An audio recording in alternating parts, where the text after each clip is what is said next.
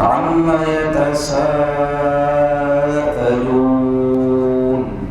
عن النبأ العظيم الذي هم فيه مختلفون كلا سيعلمون ثم كلا سيعلمون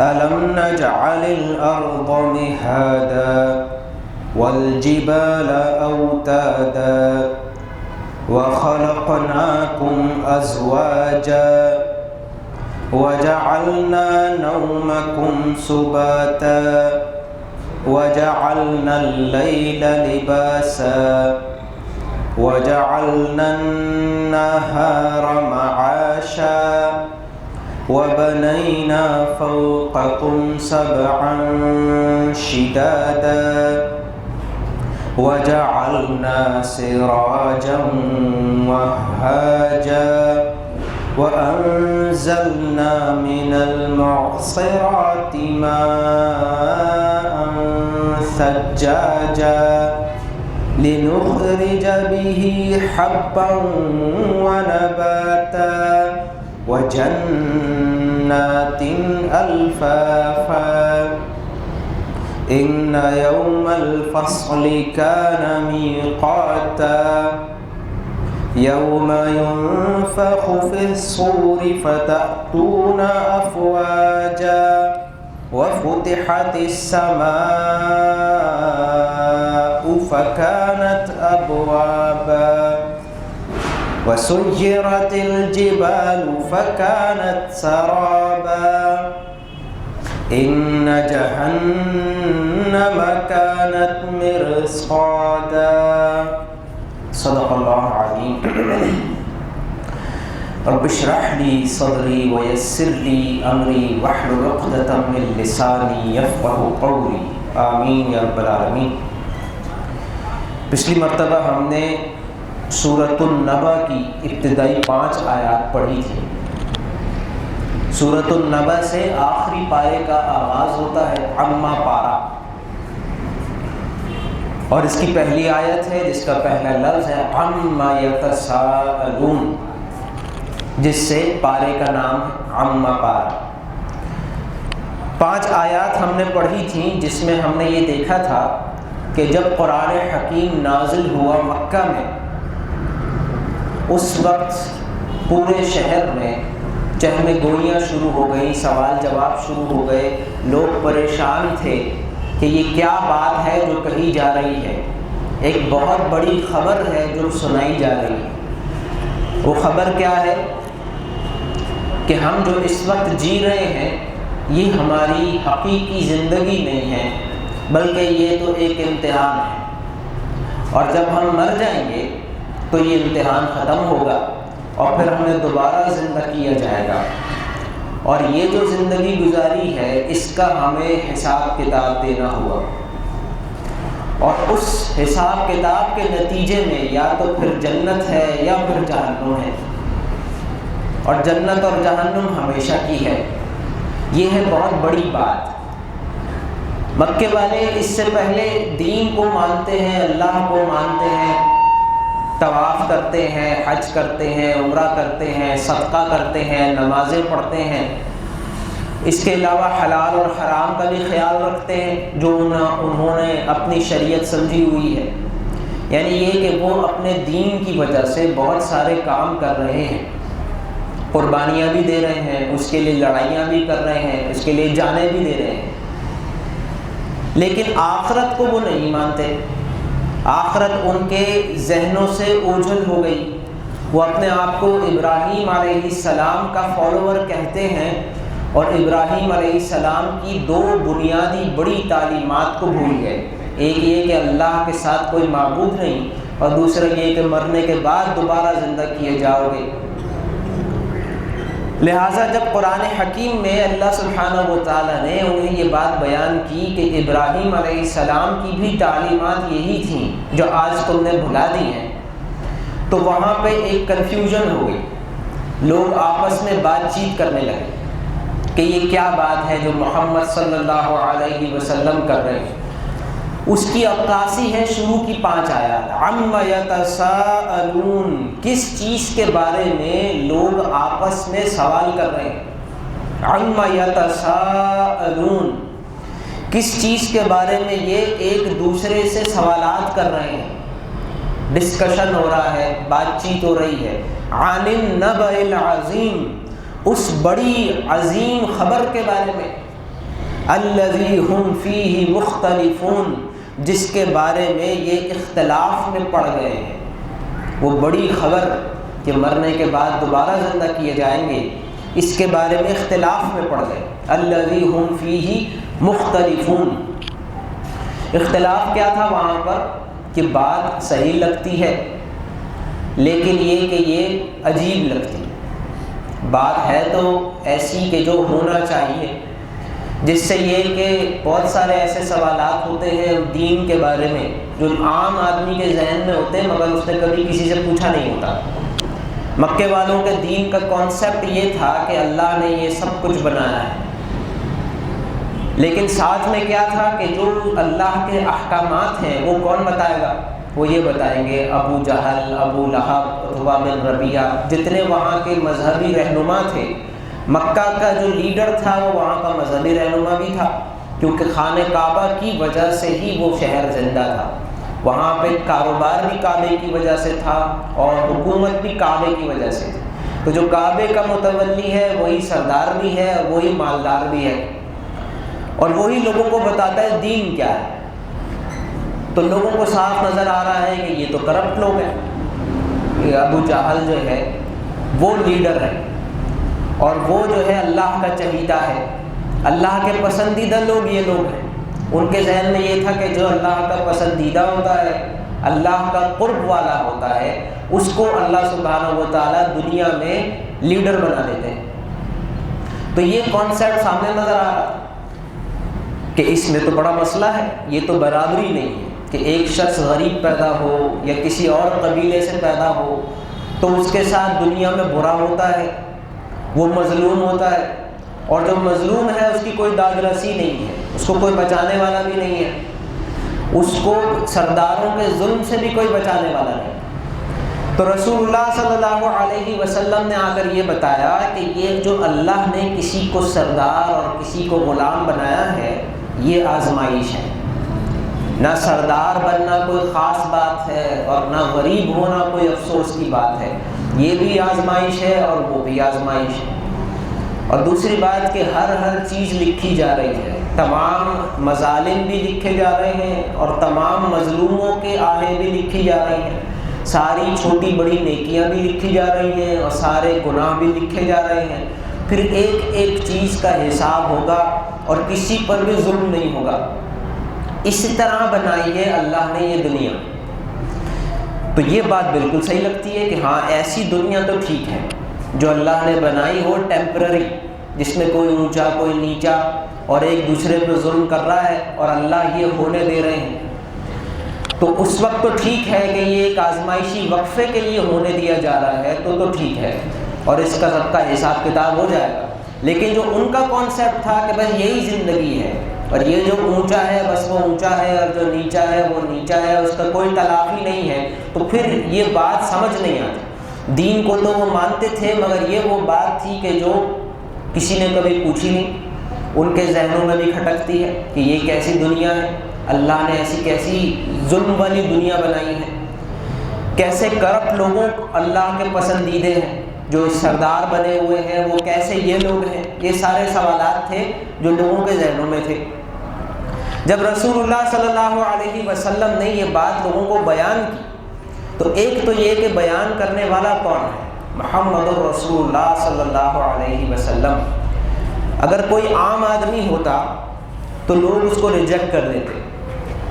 بہت سے ایسے لوگ اٹھے ہیں مکہ میں رسول اللہ صلی اللہ علیہ وسلم سے پہلے جنہوں نے یہ باتیں کہی ہیں کہ اللہ کے سوا کوئی معبود نہیں ہے اور یہ جو دین تمہارا ہے یہ ٹھیک نہیں ہے. آپ صلی اللہ علیہ وسلم کوئی پہلے نہیں تھے، آپ سے پہلے بھی بہت سے لوگ گزرے، اور جب بھی کوئی ایسے کھڑا ہوتا ہے تو اس کو ڈیمونائز کیا جاتا ہے کہ یہ اپنی سرداری چاہ رہے ہیں. دین کیا ہے یہ کون بتائے گا؟ یہ سردار بتائیں گے. تو سردار تو کچھ اور دین بتا رہے ہیں۔ یہ جو ایک عام آدمی جو سردار نہیں ہے وہ کھڑا ہو کر کوئی ایسی تقریر جب کرتا ہے تو لوگ کہتے ہیں کہ یہ اصل میں سرداری چاہ رہے ہیں، یہ چاہ رہے ہیں کہ ان کی بات سنی جائے، ان کی بات مانی جائے، ان کو سردار بنا دیا جائے، اس لیے اس طرح کی باتیں کرتے ہیں۔ خاص طور پہ وہ لوگ جو ذرا چھوٹے قبیلے کے ہوتے ہیں، جن کے پاس کوئی عہدہ نہیں ہوتا، جنہیں کوئی جانتا نہیں ہوتا، وہ اس طرح کی باتیں کرتے ہیں تو لوگ انہیں برش آف کر دیتے ہیں، سائڈ میں کر دیتے ہیں۔ جیسے ورقہ بن نوفل، وہ بھی عرب کے تھے لیکن ان کو جب وہ عیسائی ہو گئے تو ان کو باہر نکال دیا۔ اسی طریقے سے اور بھی لوگ تھے جو عرب میں ایسے کھڑے ہوتے تھے اور بات کرتے تھے، مگر رسول اللہ صلی اللہ علیہ وسلم نے جب یہ بات کہی تو اس میں سب سے بڑی بات یہ تھی کہ یہ عبد المطلب کے پوتے ہیں اور بنو ہاشم کے ایک شخص ہیں۔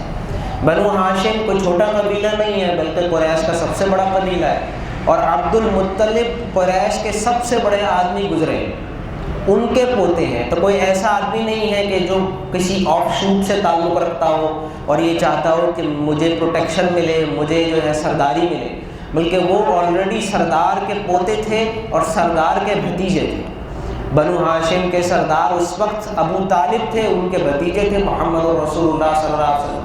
لہٰذا ان کی بات کو ایویں کر کے ریجیکٹ نہیں کیا جا سکتا کہ یہ ایسے ہی کہہ رہے ہیں، بلکہ اس کو سیریس لینا پڑا لوگوں کو۔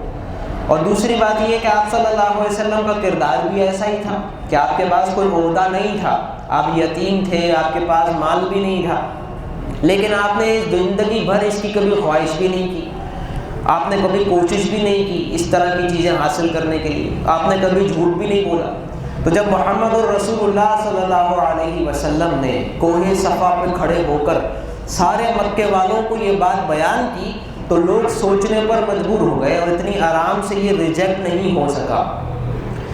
ایون دو جو سردار تھے وہ تو ریجیکٹ کر رہے تھے اور سب سے کہہ رہے تھے کہ نہیں نہیں یہ بیکار بات ہے، کیسے کوئی مرنے کے بعد دوبارہ زندہ ہو سکتا ہے، ہمارے آباء و اجداد میں ہم نے کبھی یہ باتیں نہیں سنی۔ لیکن جو عام لوگ تھے وہ اس کو ایکسیپٹ کر رہے تھے، سوچ رہے تھے، اس پر بات چیت کر رہے تھے۔ رسول اللہ صلی اللہ علیہ وسلم سے آ کر بھی سوال کرتے اور حضرت ابوبکر اور جو مسلمان ہو گئے تھے ان سے بھی گفت و شنید چلتی رہتی، بات چیت ہوتی رہتی۔ اسی کی عکاسی ہے شروع کی 5 آیات۔ عما یتساءلون، کس چیز کے بارے میں لوگ سوال کر رہے ہیں ایک دوسرے سے، عن النبع العظیم، اس بڑی خبر کے بارے میں، الذی ہم فیہ مختلفون، جس کے بارے میں یہ اختلاف میں پڑ گئے ہیں۔ کلا سیعلمون، ہرگز نہیں انہیں معلوم ہو جائے گا۔ ثم کلا سیعلمون، پھر ہرگز نہیں انہیں معلوم چل جائے گا، انہیں پتہ چل جائے گا۔ اس کے بعد اللہ سبحانہ و تعالیٰ نے سوال جواب کی طرز پر سوالات پوچھے ہیں۔ الم نجعل الارض مہادا، کیا ہم نے زمین کو بچھونا نہیں بنا دیا؟ الم نجعل الارض مہادا، مہاد جیسے کسی چیز کو بچھا دینا، جیسے یہ دری بچھی ہوئی ہے، کسی چیز کو اسٹریٹ فلیٹ کر کے بچھا دینا۔ تو جیسے ہم کھیتوں میں جاتے ہیں کبھی تو ہمیں نظر آتا ہے کہ دور تک بالکل اسٹریٹ زمین چل رہی ہے، اور زمین اسٹریٹ ہے، اس کی وجہ سے کھیتی باڑی بہت آسان ہے، گھر بنانا بہت آسان ہے۔ اگر ہم کبھی پہاڑی علاقوں میں جاتے ہیں تو ہم وہاں دیکھتے ہیں کہ گھر بنانا کتنا مشکل کام ہے۔ پہاڑوں پہ گھر بنے ہوئے ہوتے، لیکن یہ کہ 3 گھر ادھر بنے، پھر ایک گھر ادھر بنا ہے، پھر ایک گھر وہ اوپر بنا ہوا ہے، تو اتنے بڑے ایریا میں صرف 10-12 گھر ہوتے ہیں۔ جبکہ ہم شہروں میں دیکھیں جو فلیٹ زمین ہے وہی شہر ہے، تو وہاں آپ کو نظر آئے گا کہ اتنے سے ایریا میں جو ہے 1 کروڑ آدمی رہتے ہیں، لاکھوں آدمی رہتے ہیں، کیونکہ فلیٹ ہونے کی وجہ سے رہائش بھی آسان ہے، چلت پھرت بھی آسان ہے، کھیتی باڑی بھی آسان ہے۔ پہاڑوں میں جو کھیتی باڑی ہوتی ہے وہ بھی پہاڑوں کو کاٹ کر کچھ اسپاٹس مل پاتے ہیں جس میں کچھ اگایا جا سکتا ہے، جبکہ جو فلیٹ ایریاز ہیں جیسے پنجاب ہے، سندھ ہے، وہاں پہ چھوٹی سی زمین پہ اتنا سارا غلہ اگتا ہے کہ بہت سارے لوگوں کے لیے کافی ہو جاتا ہے۔ تو اللہ سبحانہ و تعالیٰ نے اس کو کہ ہم نے زمین کو فلیٹ بچھایا ہے ایز اے نعمت کو گنوایا۔ الم نجعل الارض مہادا، کیا ہم نے زمین کو بچھایا نہیں ہے؟ والجبال اوتادا، اور کیا پہاڑوں کو میخیں نہیں بنایا، کیلیں، پہاڑوں کو کیلیں بنایا ہے۔ اور آج اس بات کو ہم زیادہ اچھی طرح سے سمجھ سکتے ہیں کہ یہ جو پہاڑ ہے اس کا کام وہی ہے جو کیلوں کا ہوتا ہے۔ جیسے پانی کے اوپر اگر لکڑی کے تختے پڑے ہوئے ہوں تو وہ ایک دوسرے سے دور تیرنا شروع کر دیں گے، انلیس یہ کہ ان کو آپ ایک ساتھ ایک جگہ پر رکھ کے اور ان کے درمیان میں کیل ٹھوک دیں۔ جس طریقے سے کشتی بنتی تھی پہلے، اور آج بھی جو چھوٹی کشتیاں ہوتی ہیں وہ ایسے ہی بنتی ہیں، تختوں کو کیلوں سے ٹھوک کر ایک ساتھ ملا دیا جاتا ہے۔ اگر یہ کیلیں نہ ہوں تو یہ جو پانی کے اوپر لکڑی کے تختے ہیں یہ ایک دوسرے سے دور ہو جائیں گے۔ اسی طریقے سے ہماری یہ زمین بھی ہے، یہ زمین ہے، اس کے اوپر یہ جو ارتھ کا کرسٹ ہے اس کے نیچے لاوا ہے، اور لاوا لیکوڈ ہے، لیکوڈ کے اوپر یہ زمین کے ٹکڑے تیر رہے ہیں، تقریباً 7 بڑے بڑے ٹکڑے ہیں جنہیں ٹیکٹونک پلیٹس کہا جاتا ہے، اور ان کو آپس میں جو روکی ہوئی ہے چیز وہ پہاڑ ہے۔ جہاں جہاں یہ پلیٹس آپس میں ٹکراتی ہیں وہاں پہ پہاڑ بن جاتا ہے۔ جب پہاڑ بن جاتا ہے تو پھر وہ مزید نہیں تیرتی، تیرنے کی کوشش کر رہی ہوتی ہے لیکن پہاڑ اس کو روکتا ہے۔ اور زلزلہ بھی اس لیے آتا ہے کہ جب اس میں ہلکی سی موومنٹ ہو جاتی ہے اور ہلکا سا پہاڑ کا سائز یا ایریا چینج ہو جاتا ہے، بالکل ہلکا سا ہوتا ہے تو بہت بڑا زلزلہ آتا ہے۔ اور پہاڑوں نے اس زمین کو روکا ہوا ہے کہ زلزلے نہ آئیں اور یہ ہلے کم، ورنہ تو ہم اس زمین میں بڑی بڑی کنسٹرکشن کرتے ہیں، بہت سارے کام کرتے ہیں مگر زمین ہلتی نہیں۔ تو قرآن حکیم میں پہاڑوں کو یہ پرپس پہاڑوں کا ڈیفائن ہوا ہے کہ پہاڑ اس لیے بنائے گئے ہیں ان تمید بکم، کہ یہ زمین تمہیں لے کر ہلے نہ، زمین ہلے نہ۔ اور قیامت کا منظر بھی یہی پیش ہوتا ہے کہ یہ پہاڑ ہلا دیے جائیں گے۔ ابھی آگے بھی آئے گا کہ زمین جب ختم ہو جائے گی، جب قیامت آئے گی تو کیا کیا جائے گا، یہ ساری کیلوں کو نکال دیا جائے گا اور پھر ہلنا شروع ہو جائے گی زمین، اور جو کچھ اس زمین پر بنا ہوا ہے سب گر جائے گا۔ الم نجعل الارض مہادا، کیا ہم نے زمین کو بچھونا نہیں بنایا، والجبال اوتادا، اور پہاڑ کو ہم نے میخیں بنایا۔ یعنی ان آیات میں اللہ سبحانہ و تعالیٰ یہ بیان فرما رہے ہیں کہ جس زمین پر، جس زندگی میں تم جی رہے ہو، ذرا غور سے اس کی کنسٹرکشن کو دیکھو۔ جب بھی کوئی اچھا کام کیا جاتا ہے تو اس میں بہت اچھی کنسٹرکشن ہوتی ہے اور بہت اچھی چیزیں استعمال ہوتی ہیں۔ اس کے علاوہ جو ایسے علاقے ہوتے ہیں کہ جہاں پر کوئی زیادہ محنت نہیں کی ہوئی ہوتی، بس کپڑوں کے ٹینٹ لگا کے اور لوگ رہنا شروع کر دیتے ہیں، اور ایک ہوتا ہے باقاعدہ شہر ہوتا ہے، وہاں بلڈنگ بنتی ہے، پوری پہلے شہر کی پلاننگ ہوتی ہے کہ پانی کہاں سے آئے گا، گیس کہاں سے آئے گی، سیوریج کہاں سے جائے گی، کتنے علاقے میں کتنے لوگ رہیں گے، اس میں سوئل ٹیسٹ ہوتا ہے کہ کتنی اونچی بلڈنگ بنانی ہے، اتنی ہی اس کی بہتر فاؤنڈیشن ہو، جتنی زیادہ پلاننگ ہو اتنی اچھی جگہ ہوتی ہے، اتنی اچھی چیز ہوتی ہے رہنے کے لیے۔ تو تم اس زمین پر رہ رہے ہو ہزاروں سال سے، تو ذرا غور کرو کہ یہ جس زمین پہ تم رہ رہے ہو اس کا اہتمام کتنا کیا گیا ہے تاکہ تم یہاں رہو۔ جس نے بھی یہ زمین بنائی ہے کیا اس نے الل ٹپ بنائی ہے یا بہت ایکیوریٹلی ہر چیز اپنی اپنی جگہ پر ہے، ہر چیز پلاننگ کے ساتھ بنائی ہوئی ہے۔ الم نجعل الارض مہادا، کیا ہم نے زمین کو بچھایا نہیں ہے، والجبال اوتادا، اور پہاڑوں کو میخیں نہیں بنایا، وخلقناکم ازواجا، اور تم کو ہم نے بنایا جوڑے میں، مرد اور عورت کے جوڑے بنایا، وجعلنا نومکم سباتا، اور بنایا ہم نے تمہاری نیند کو تھکان دور کرنے کا ذریعہ، وجعلنا نومکم سباتا، ہم نے بنایا تمہاری نیند کو تھکن دور کرنے کا ذریعہ۔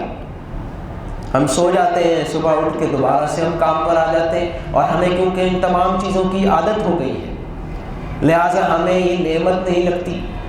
تو یہ نعمت کب لگے گی؟ جب چھن جائے گی، جب نیند اڑ جائے گی، جب رات کو نہیں سویا جاتا تو صبح کیسی ہوتی ہے۔ اور اگر کئی راتوں سے نیند نہ آ رہی ہو پھر اس کے بعد انسان کو دوائیاں لینی پڑتی۔ ہم روزانہ صبح آتے ہیں اور شام تک، رات تک کام کرتے رہتے ہیں، دماغ بھی کھپاتے رہتے ہیں، جسم کو بھی بھگاتے رہتے ہیں، اور رات کو ہم بہت تھک جاتے ہیں۔ اور صبح پھر سے اتنے ہی فریش ہو جاتے ہیں کہ دوبارہ سے پورے دن کام کر سکتے ہیں۔ تو یہ ایک اللہ کی بہت بڑی نعمت ہے جو آٹو ہے۔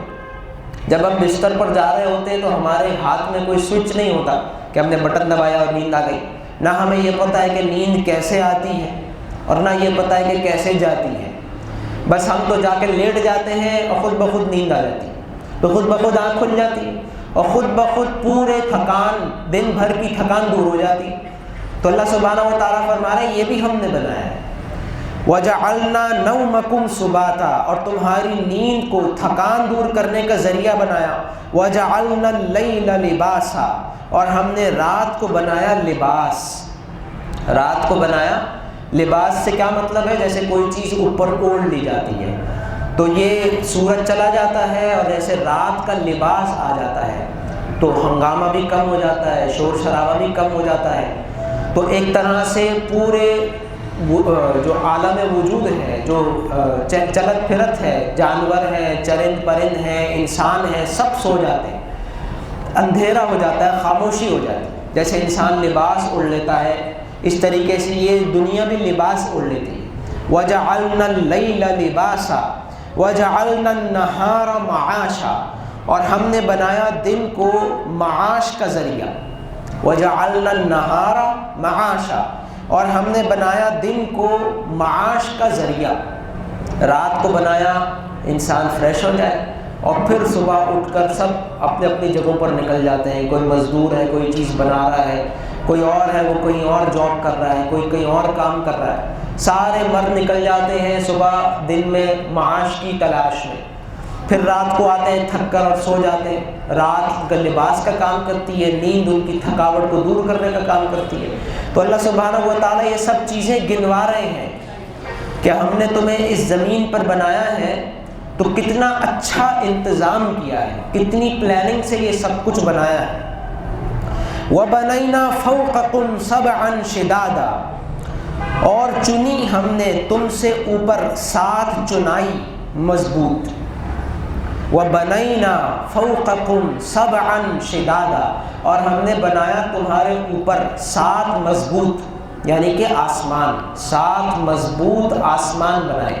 جیسے ہم اپنے گھروں کی چھت بناتے ہیں، کوئی چھت بنانے سے دھوپ بھی نہیں آتی، بارش بھی نہیں آتی، کوئی پرندہ بھی نہیں آتا، کوئی ہوا مٹی بھی نہیں آتی۔ اسی طریقے سے اس زمین کی چھت بنائی ہے اللہ نے، یہ آسمان، جس کی وجہ سے سورج کی الٹرا وائلٹ ریز بھی ہوتی ہیں، اس سے بھی بچت ہو جاتی ہے۔ ایٹماسفیئر بھی برقرار رہتا ہے جس کی وجہ سے ٹیمپریچر برقرار رہتا ہے، یہاں پہ پانی برقرار رہتا ہے۔ واٹر سائیکل، بادل بنتے ہیں اور بادل اس سے اوپر نہیں چلے جاتے کہ پتہ چلے کہ سارا پانی ایویپوریٹ ہو کر اور اسپیس میں چلا گیا، ایسا نہیں ہوتا کبھی۔ ایک لمٹ ہے، اس سے اوپر نہیں جاتا پانی، تاکہ واٹر سائیکل چلتا رہے۔ تو ہمیں اللہ نے اس زمین پر بھیجا تو اس کی چھت بنائی، پروٹیکشن بھی ہے اور زندگی برقرار رکھنے کا بھی یہ ذریعہ ہے۔ وَبَنَيْنَا فَوْقَكُمْ سَبْعًا شِدَادًا، اور ہم نے بنائے تمہارے اوپر 7 مضبوط آسمان۔ وَجَعَلْنَا سِرَاجًا وَهَّاجًا، اور ہم نے بنایا ایک چراغ چمکتا ہوا، یعنی کہ سورج، ایک چراغ بنایا چمکتا ہوا۔ وَأَنزَلْنَا مِنَ الْمُعْصِرَاتِ مَاءً ثَجَّاجًا، اور ہم نے اتارا نچڑنے والے بدلیوں سے پانی کا ریلا۔ وَأَنزَلْنَا مِنَ الْمُعْصِرَاتِ، معصرات یہاں کیا گیا ہے؟ بادلوں کو، کسی چیز کو نچوڑنا، جیسے گیلا کپڑا ہو اس کو نچوڑتے ہیں تو پانی نکلتا ہے، ایسے یہ بادل ہیں جس میں پانی ہوتا ہے، اس کو ہوائیں نچوڑتی ہیں تو اس میں سے پانی نکلتا ہے، بارش ہوتی ہے۔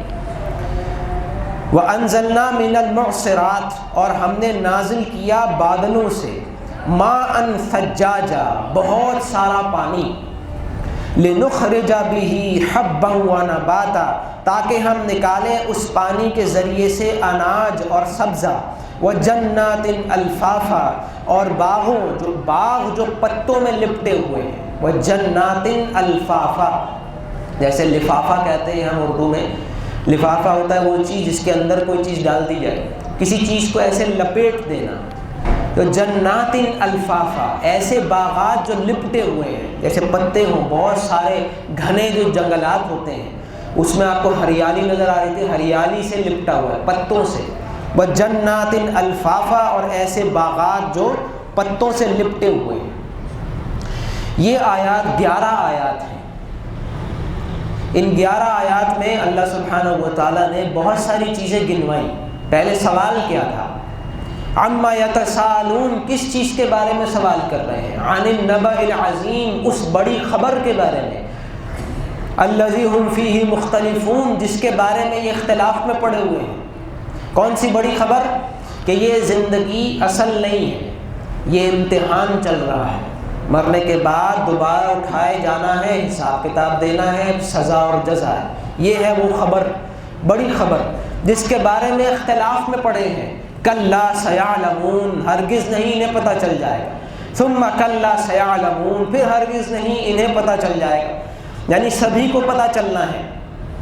وہ لوگ جو اس دنیا میں انکار کرتے رہے، ہم تو ایتھیسٹ ہیں، ہم تو یہ ہیں، ہم تو وہ ہیں، جو بھی ہوں، سب کو سرپرائز ملنے والا ہے مرنے کے بعد۔ مرنے کے بعد پتہ چل جائے گا وہ خدا تو ہے، آخرت بھی ہے، جنت بھی ہے، جہنم بھی ہے۔ کوئی سمجھ رہا ہے ہمیں فلاں بچا لے گا، فلاں بچا لے گا، اس کو پتہ چلے گا کوئی نہیں بچا رہا۔ کوئی سمجھ رہا ہے کہ ہم سے سوال جواب نہیں ہوگا، اس کو سرپرائز ملے گا، سوال جواب تو ہوگا۔ تو اللہ نے فرمایا کہ چاہے کوئی مانے نہ مانے، پتہ تو سب کو چل جائے گا۔ لیکن یہ اللہ سبحانہ و تعالیٰ کی رحمت ہے کہ اس نے اس دنیا میں بھی ہمیں ایسے دلائل عطا کیے ہیں، ایسی باتیں عطا کی ہیں، نشانیاں، جن پر غور کر کے ہم اس کو پتہ کر سکتے ہیں۔ آج پتہ چل جائے تو فائدہ ہو جائے گا۔ آج اگر ہمیں صحیح بات پتہ چل جائے کہ مرنے کے بعد ہمیں حساب کتاب دینا ہے، تو آج ہم اپنی زندگی صحیح طرح سے گزار لیں گے۔ تو پھر اللہ کی رحمت ہے کہ اللہ دلائل عطا کرتا ہے، اور یہ سارے دلائل تھے کہ تم غور کرو کہ جس زمین پر تم رہ رہے ہو وہ الل ٹپ نہیں ہے، بہت پلاننگ کے ساتھ، بہت محنت سے بنائی گئی، بہت سوچ کے بنائی گئی، ہر چیز اپنی جگہ پر رکھی ہوئی ہے۔ زمین کو بچھایا ہے، پہاڑوں کو گاڑا ہے، بادلوں کو چلایا ہے، تمہارے اوپر چھت بنائی ہے، سورج بنایا ہے، تمہارے لیے غلہ اور سبزہ اگایا ہے۔ تو کیوں کیا ہے؟ جب بھی ہم کوئی چیز بڑی محنت سے کرتے ہیں تو اس کے پیچھے کوئی نہ کوئی مقصد ہوتا ہے، ایسے ہی نہیں چھوڑ سکتے۔ جیسے آپ دیکھ رہے ہیں یہ اسکول بنایا گیا ہے، اس کو یہ لگایا گیا ہے، یہ ممبر بنایا گیا ہے، ہر چیز ترتیب سے لگائی گئی ہے۔ ایسا تو نہیں ہو سکتا کہ اتنی ساری محنت کرنے کے بعد ہم اس کو ایسے ہی چھوڑ دیں کہ پھر خراب ہو، چلے نہ چلے۔ ہر چیز کے پیچھے کوئی مقصد ہوتا ہے، اور اللہ سبحانہ و تعالیٰ بے مقصد کام نہیں کرتے۔ اگر اللہ سبحانہ و تعالیٰ نے اتنی ایکوریٹلی ایک دنیا بنائی ہے تو اس کے پیچھے کوئی وجہ ہوگی، کوئی مقصد ہوگا۔ تو وہ مقصد کیا ہے؟ اس مقصد کی طرف فوکس کروایا جا رہا ہے۔ تم اس زمین پر غور کرو گے تو پتہ چلے گا کہ تمہارے لیے اللہ نے بنایا ہے، بہت اچھا بنایا ہے۔ تو پھر یہ بتاؤ کہ کیوں بنایا ہے؟ پھر فرمایا ان یوم الفصل کان میقاتا، کہ بے شک فیصلے کا دن وہ آ کر رہے گا، اس کا وقت طے ہے۔ ان یوم الفصل، بے شک فیصلے کا دن، کان میقاتا، اس کا ایک وقت طے ہے۔ فیصلے کا دن، یہ دنیا میں کچھ انسان نیکوکار زندگی گزار رہے ہیں اور کچھ گناہوں کی زندگی گزار رہے ہیں۔ ان یوم الفصل کان میقاتا، تو فیصلے کا دن، اس کا وقت طے ہے۔ نیک لوگوں کو جزا ملے گی اور گنہگاروں کو سزا ملے گی۔ یوم ینفخ فی الصور فتأتون افواجا، جس دن سور میں پھونکا جائے گا تو تم سب چلے آؤ گے فوج در فوج، قبروں سے نکل کر اور میدان حشر میں جمع ہو جاؤ گے۔ وفتحت السماء فکانت ابوابا، اور آسمان کو کھول دیا جائے گا اور وہ ایسے ہو جائے گا جیسے کہ دروازے ہیں۔ بہت سارے دروازے کھل جائیں گے آسمان میں، بہت سارے فرشتے نازل ہوں گے، ان کے لیے دروازے کھل جائیں گے۔ اللہ سبحانہ و تعالیٰ کا عرش لے کر آیا جائے گا۔ وفتحت السماء، آسمان کھول دیا جائے گا، فکانت ابوابا، وہ ایسے ہو جائے گا جیسے بہت سارے دروازے۔ وسیرت الجبال، اور پہاڑوں کو چلا دیا جائے گا، فکانت سرابا، تو وہ ایسے ہو جائیں گے جیسے چمکتی ہوئی ریت ہے۔ سراب ایسے کہتے ہیں جب ریگستان میں ریت چمکتی ہے تو ایسا لگتا ہے جیسے پانی ہے، اور جو ریگستان میں پہاڑ ہوتے ہیں، ریت کے پہاڑ، تو وہ فکس نہیں ہوتے، وہ تو مٹی کا ایک ڈھیر ہوتا ہے جو ہوا کے ساتھ موو کرتا ہے۔ لیکن یہ جو پہاڑ ہیں جو ہم دیکھ رہے ہیں، یہ والے پہاڑ جو زمین پر ہیں، جو ہمارے ناردرن ایریاز میں ہیں، یہ موو نہیں کرتے۔ انہوں نے تو اتنا سا بھی موو کیا ہے تو بہت بڑا زلزلہ آ جائے گا۔ لیکن قیامت کے دن بتایا گیا ہے کہ یہ پہاڑ ایسے چلیں گے جیسے ریت کے ٹیلے چل رہے ہوتے ہیں۔ وَسُيِّرَتِ الْجِبَالُ، اور پہاڑوں کو چلا دیا جائے گا، فَكَانَتْ سَرَابًا، تو وہ ایسے ہو جائیں گے جیسے کہ ریت کے ٹیلے ہیں۔ ان آیات میں اللہ سبحانہ و تعالیٰ نے یہ بات بیان فرمائی ہے کہ یہ دنیا اللہ نے بنائی ہے امتحان کے لیے، اور یہ ختم ہو جائے گی جب سور پھونکا جائے گا۔ اللہ سبحانہ و تعالیٰ ہمیں اس دن کی تیاری کرنے کی توفیق نصیب فرمائے۔ بارک اللہ لی و لکم و لسائر المسلمین والمسلمات۔